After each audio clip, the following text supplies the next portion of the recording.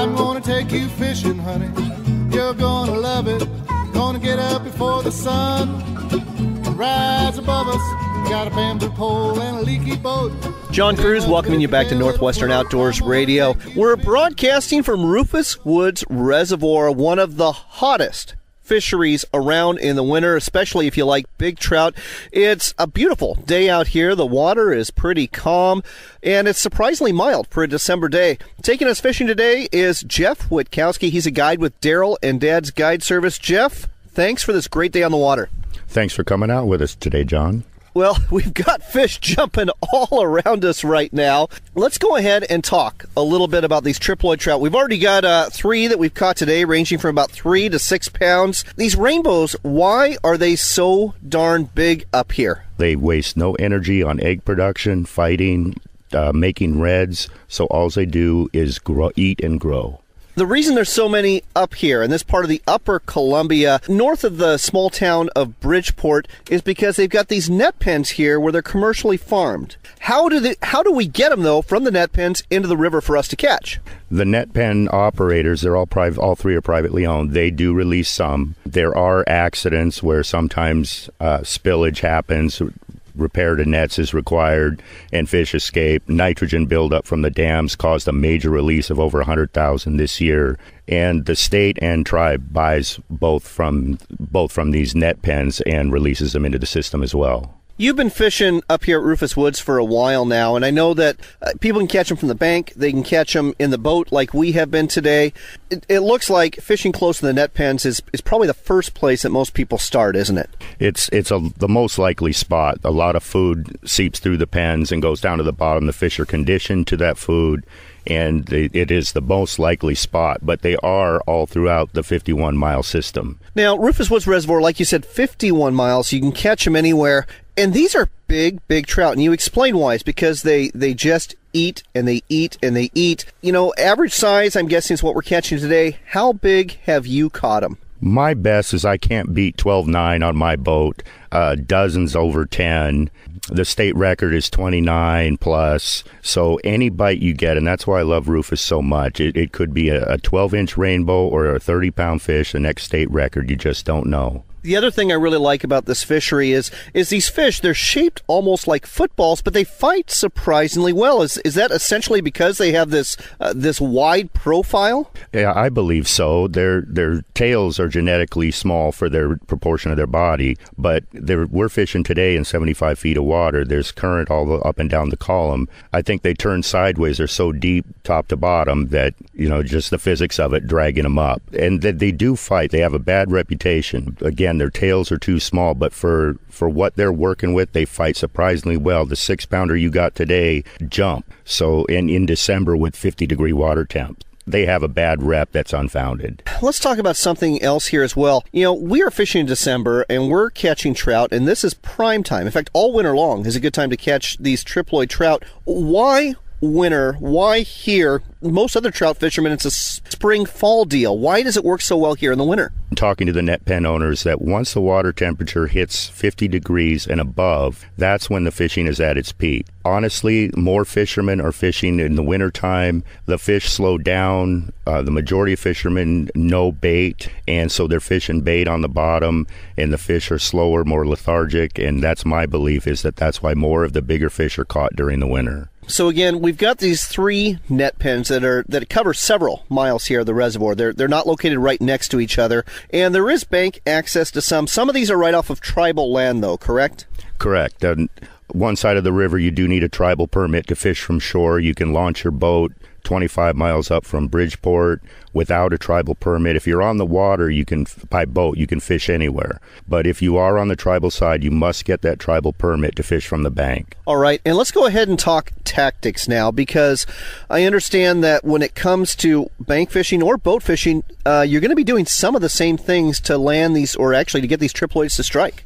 Yeah, the key to remember is there's a 2-fish limit, and the first 2 you catch on bait, whether you keep them or not, you're done for the day. So we like like to use as much artificials as we can.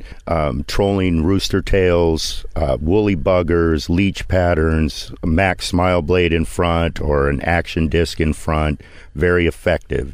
And we do try to put 2 on the downriggers too, so we can control the depth and help monitor what we do with the outrigger rods or the other rods fishing.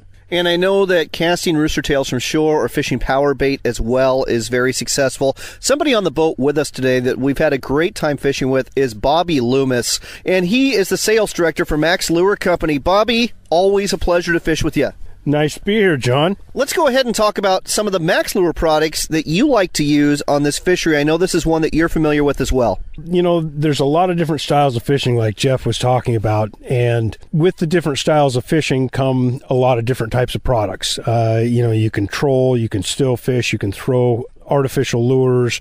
You know, there's a tremendous amount of different ways to fish these fish, and every one of them has their certain ins and outs, and you want to use certain types of products, whether it's colors, whether it's sizes. You know, it just depends on the day, the temperature, you know, what the fish are looking for. Speaking of colors, I know traditionally black spinners have been popular up here at Rufus Woods Reservoir. We've been tossing some black Max Promise Keepers.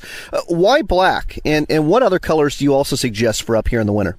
Well, black, obviously, you're looking at some type of emulation of forage base. These fish they're not getting fed by the net pens, therefore they're having to fight for survival. So they're going to eat anything that looks like some type of forage base, whether it's any type of scuds, shrimp, sculpins, you name it, snails. Snails are a large portion of this fishery up here. So going with the black colors, it tends to emulate almost anything. Well, something else that's been working well for us today is micro jigs. And I understand that Max has got the Glow Getter jigs. Oh, there's a nice triploid that just jumped 10 feet away from us on the boat. Beautiful fish. The Max Glow Getter jigs, is that something that people can use here and have success with? Absolutely. The Glow Getter works extremely well. Using the 1/8 ounce jigs, fishing them under a float or casting and retrieving works very, very well. Bobby, we've talked about the types of lures you can use to catch trout, but trout are not the only fish here in Rufus Woods Reservoir. I understand there's a pretty good kokanee and walleye fishery here as well. Yes, there is. I should say, used to be a real good kokanee fishery. It's starting to come back, it seems like. There used to be some real big fish up here, some 3, 4, 5 pound plus kokanee. As far as the walleye goes, this reservoir is tremendous. I mean, there's actually a lot of real good walleye fishing, and that they do, in February, March timeframe up here, up above us a little bit further. So you could actually go ahead and, if you're fishing summer, you're going after kokanee, but if you're doing this winter fishery, you could get your limit of trout, and then you can go ahead and start trolling for walleye and have some success. Yes, you can. Like I said, it's a good fishery. Well, there you go. It's not just trout, folks, even though that's our focus today. There's also kokanee, walleye, great fishing to be had up here. And one of the anglers on this boat just missed a strike. I don't know if it was the same fish that just jumped. Probably not. But things are starting to get a little bit active here, so we're going to have to wind this up sooner than later. Getting back to you, Jeff, let's go ahead and tell people a little bit about Daryl and Dad's Guide Service. You offer fishing here throughout the winter. You offer fishing on Lake Chelan as well, and at Roses Lake too. The website, DarylAndDads.com. And again, Daryl with 2 L's and dads.com. The phone number, 509-687-0709. Jeff, how long are you going to be fishing Rufus Woods this winter?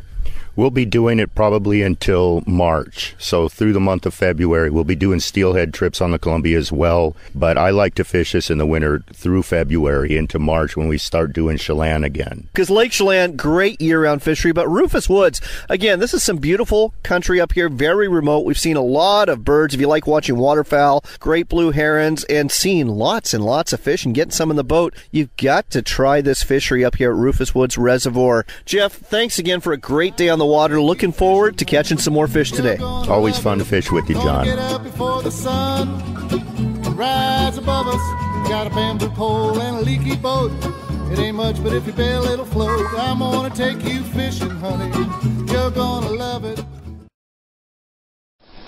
The two-burner camp stove has evolved, and today's line of portable camp stoves from Camp Chef have come a long way from your father's propane stove, featuring matchless ignition, more cooking power, and in some cases a built-in grill or extra burner. And you've got what you need to whip up some great grub in the field. Look for the complete line of Mountain Series stoves at your local sporting goods store or online at campchef.com. Camp Chef, the way to cook outdoors.